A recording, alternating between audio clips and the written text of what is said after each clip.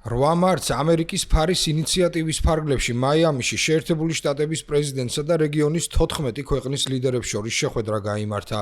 ღონისძიებას ესწრებოდნენ ხავიერ მილეი, ნაიბ ბუკელე და ჩილეს ახლად არჩეული პრეზიდენტი ხოსე ანტონიო კასტი, ასევე ეკვადორის, პარაგვაის, ჰონდურასისა და დომინიკის რესპუბლიკის ლიდერები და სხვები. შეხვედრაზე არ იმყოფებოდა მექსიკის პრეზიდენტი კლაუდია შეინბაუმი.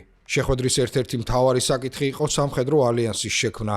ალიანსის მიზანია კარტელების წინააღმდეგ ბრძოლა. დონალდ ტრამპის განცხადებით მის ინიციატივას 17 ქვეყანა უკვე ოფიციალურად შეუერთდა.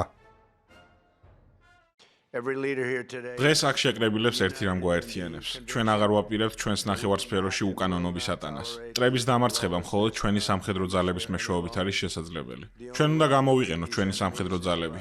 თქვენც უნდა გამოიყენოთ თქვენი სამხედრო ძალები. თქვენ არ შეგიძლიათ ამ ხალხთან ბრძოლა მხოლოდ პოლიციის საშუალებით. თქვენ ყავთ შესანიშნავი პოლიცია, მაგრამ ისინი ემუქრებიან მათ და აშინებენ.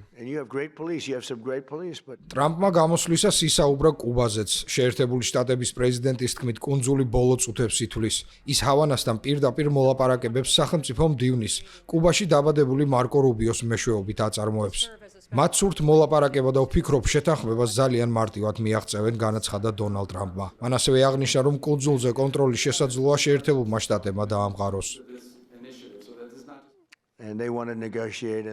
მათ მოლაპარაკება სურთ და ისინი მოლაპარაკებებს აწარმოებენ მარკო რუბიოსთან, ჩემთან და კიდევ სხვებთან.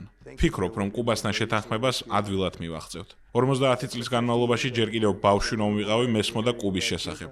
რომ ის კატასტროფაა. მაგრამ ის კუბა, რომელიც ახლა არსებობს, სიცოცხლის ბოლო წუთებს ითვლის. მას ექნება ახალი, შესანიშნავი მომავალი, მაგრამ ახლა სულ ზღაფავს.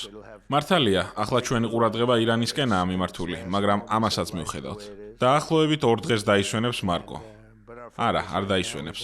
შეიძლება 1 საათი დაისვენოს და შემდეგ კუბასთან შეთანხმებას დაასრულებს. ეს ადვილი იქნება.